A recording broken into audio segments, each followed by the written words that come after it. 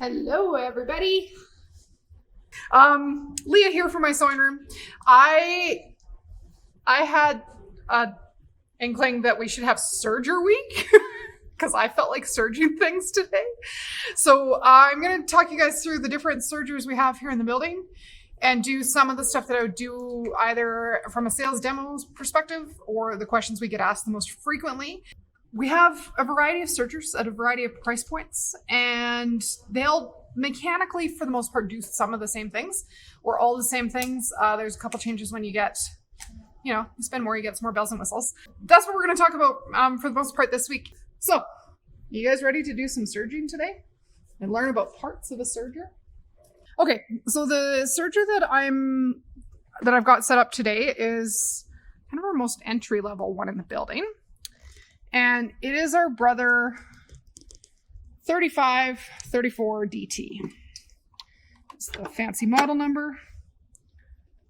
It's hanging out on the outside of the machine. It's got a really pretty floral detail. So, sergers are fun. They work completely differently than sewing machines. For the most part, most people recognize a serger stitch. If any of you are wearing clothes right now, which I'm guessing most of you are, if you flip to the inside of your clothing, you probably have a serger stitch inside what you're wearing right now. So, usually looks kind of like this. So, when you're learning to use a serger, it's really nice to have all threads that match when you're trying to make a professional looking stitch. But as you get to know your serger, I'd recommend using 4 different threads so that you can learn where each thread is going to be sitting in the machine. On your serger, kind of your basic parts. So I'm going to wiggle this thread out here and we'll start threading from scratch on this today. I'll show you where each thread goes and hopefully we can get camera angles that make sense so you can do this at home all by yourself without me wrecking the joint here. I'm going to show you guys where all your threads land in a serger stitch and what you might do if your tension on a basic 4-thread serge is not good. That's my game plan for today. First off, on your serger spool stand, there's cone holders. They look something like this. Normally, when they come on your machine, they're up in a vertical fashion. Spool cones like this, they're designed to keep your threads from bumping and shaking. And for the most part, people use them kind of the same direction, the same shape as the thread itself. On our pink cones of this white serger thread, that's probably the happy place for them to be. On some of our other spools of serger thread, the openings in the bottom are bigger. And though it's going to sit too far in and not really work for you very well that direction. So I'd actually recommend setting these the other way around and then pushing your thread down onto them on your machine. So most sergers are color coded for which threads go where. So I'm going to use the same color coding as what is on this machine, and we'll talk about the parts of your serger. When you're looking at the top of your serger, you've got your aerial. There's 1s and 2s. All your thread guides on this serger are numbered. And what you need to know is that you need to start with your upper looper. So the general rule of starting serging is to pretend you're going to pray. Starting with your hands in the middle of your serger. You're going to work to the right side first from the center outward, and then left side, center outward. So pray that this goes well. So we're going to start with the presser foot up. And on the Brother sergers, your presser foot lever is actually on the outside of the machine. On the right-hand side, we've got threads through our aerial, through 1s and 2s. And then we're going to start threading the rest of the machine with our upper looper first, which on this Brother serger is the green threading diagram. Presser foot is up, so the tension discs are open. And your tension disc is right here. So 1, 2, 3, 4 is down the front. 5, and then 6 is under this first rail here, and then 6 is behind, oh no, that was 6, I can't count, I can't count through the camera. Sorry, guys. 7 is over the hook here. And then 8 is through the eye of the looper. So when you're threading serger loopers, you'll thread from front to back. If you have a really short tail on your thread and use your tweezers, that'll poke through more like wire and less like floppy thread.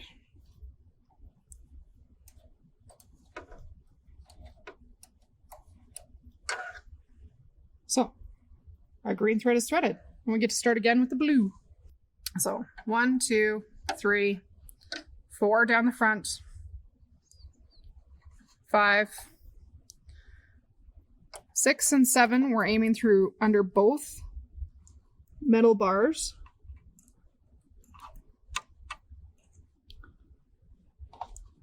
And then 8 is up through there. That one there. And then 9 is a tricky one. So there's a line on your hand wheel, like a raised ridge on the hand wheel, that will need to line up with the vertical line on the outside of your machine. So line on the hand wheel, line on the machine need to be aligned for your number 9 option for threading to work. When they're lined up, you've got a blue lever that's going to pull your lower looper out to the right. So it's a firm pull. And then we can loop our thread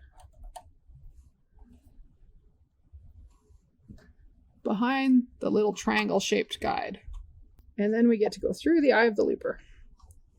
And this is the lower looper. So the lower looper goes under your stitch plate, your upper looper goes over the stitch plate. But they interact with your needles to make your serger stitch.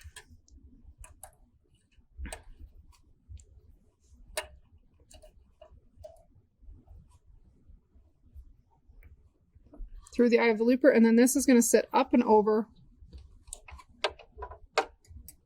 your green thread. And you could, if you want, just push that looper back into place. Then your thread's less likely to fall out of the thread guides. And then we're ready to move on and thread our needles. We'll start with that pink one, working from center outward again. So 1, 2, 3, 4 down the front and across. 5 is up and over.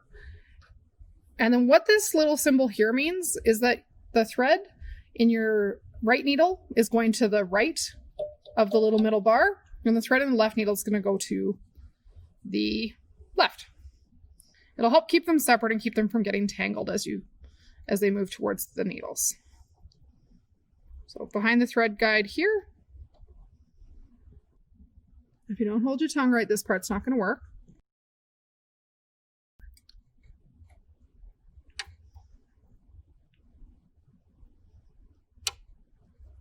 So, long tail through there.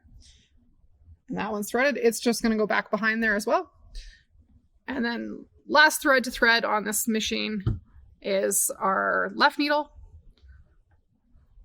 So 1, 2, 3, 4 down the front and over, 5 up and over. And then again, we're hitting the left side of this thread guide and then behind the thread guide at our needle bar.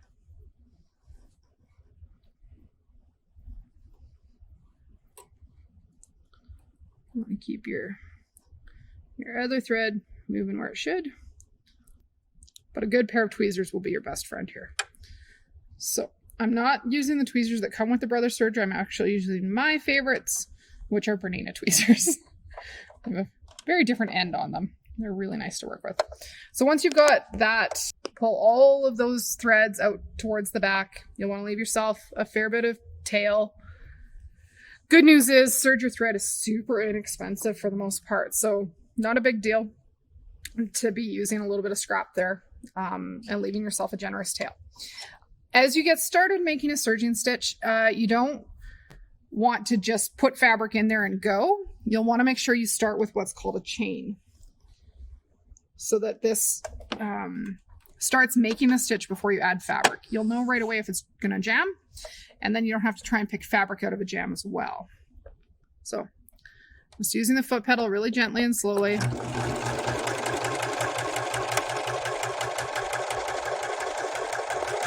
Start serging and make that initial chain. So this is a serger stitch. It will stand alone without fabric in it. This is your chance to make sure it's not tangled or caught on the foot. Mine is caught on the foot, so I'm just going to push that off with my tweezers. Make sure it's all going out underneath the foot. Make sure the foot's down when you're serging so your thread has tension. Oh no, lost my lower looper thread. So, first rule of serging, if things go wrong serging and you break a looper thread, you need to rethread your machine. If things go wrong and you break a needle thread, you might be able to get away without rethreading your machine. So I'm just gonna get my needle threads out of the way there because they wrap around your lower looper and your upper looper as the stitch is formed. Go back and make sure we're hitting all our thread guides. There's no thread in the upper looper. What do you know? That's not helpful.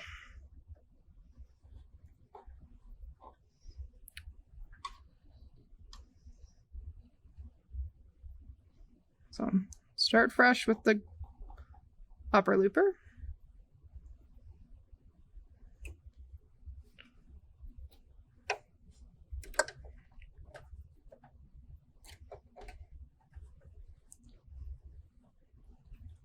Start again with the lower looper.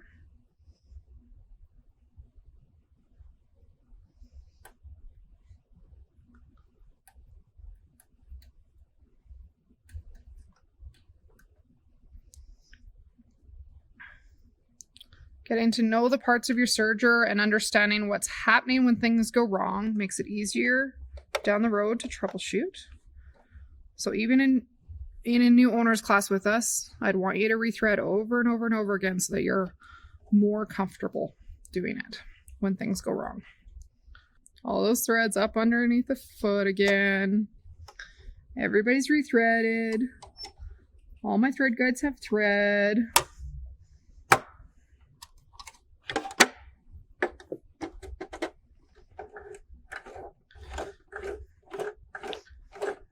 And I'm not even going to start with my foot pedal this time. I'm just going to start with my hand wheel. I think we're good.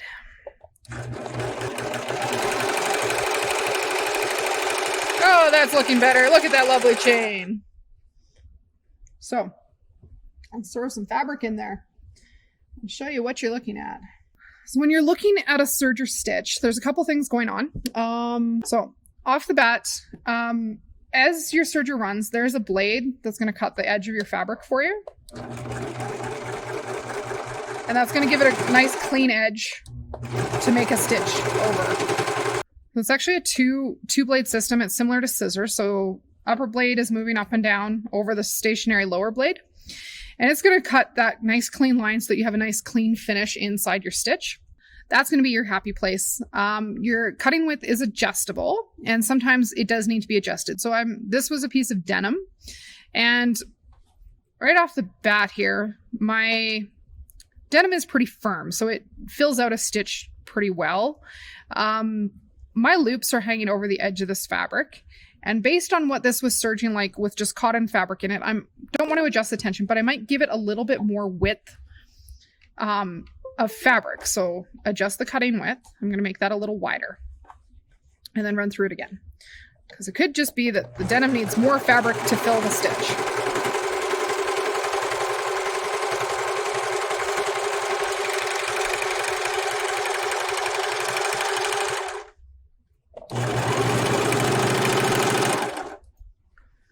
So second run through, there's not loopies hanging off the edge of the fabric.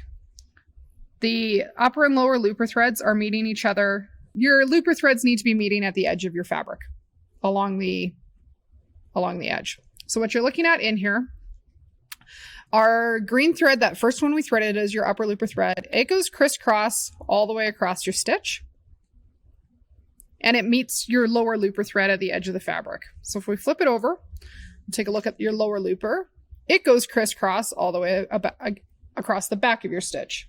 So that's where your looper threads are landing. Your needle threads, they're going to be a little bit trickier to see.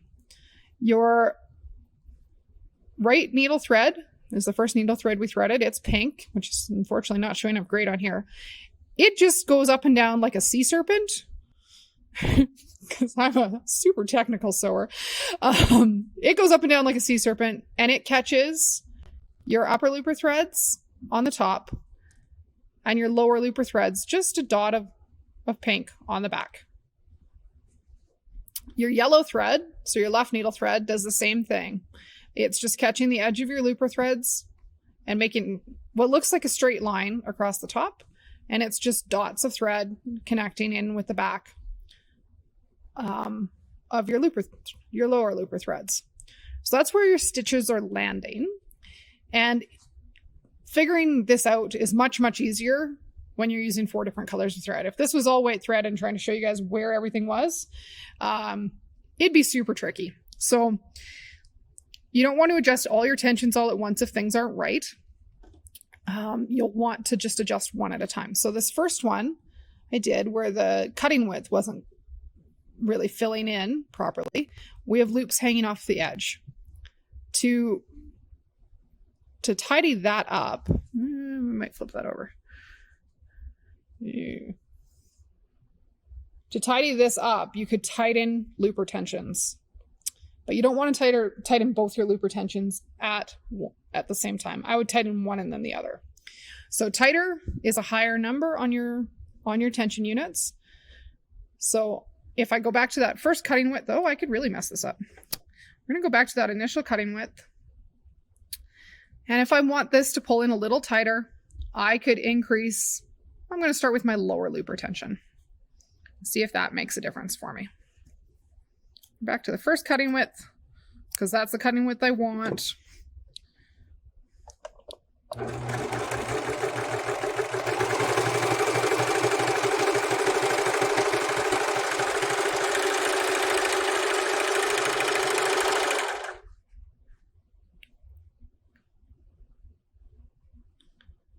And then in there, I tighten the lower looper. So the blue threads, not really pulling a whole lot tighter. I'm going to tighten the upper looper just a little bit as well. And I'm only going up about half a number on each. You don't want to overdo it, because you'll make a whole new serger stitch if you go too fast and too far. And it's much harder to get things back to where they should be if you're overzealous adjusting your tension.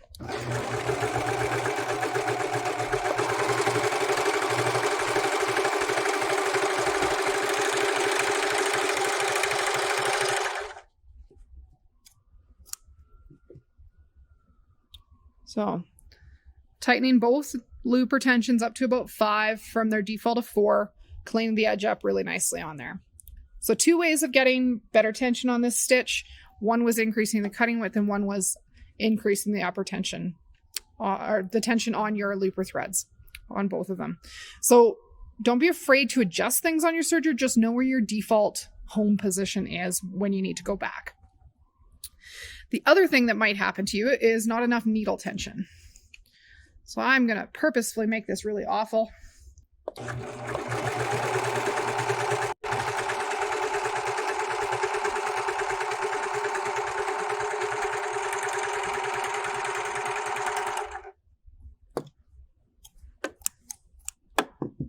So this time, from the top, the stitch looks really good. When I flip it over from the back, I've got all sorts of crazy things happening with my pink thread. So that's my right needle. It's going down the middle of the stitch. You might not be able to see it great on here, but it's kind of floppy and loopy. Floppy and loopy. Not a happy place. Not a happy place at all. So that's too loose of tension. So if you've got loopies happening on those needle threads on the back, you need more tension on those needles. I'll push that back to default of 4. I had it down at 2, and definitely not a happy place for it. just go back to default. That's your key with your serger. Rethread and go back to default if things are not working.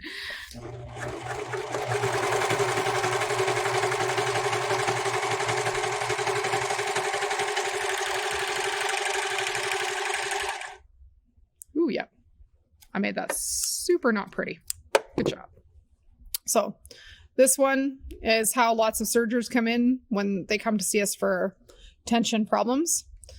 So there's issues with the needle thread. It looks like the upper looper thread's pulling way too tight, but it's a tug of war and a balancing act. So I would start here. That yellow needle thread doesn't have enough tension. So the tug of war with it and the looper threads are winning. So take it back to default, roughly 4 all the way across the board, and you'll be in a much better place. And that's the rule all the time on your serger.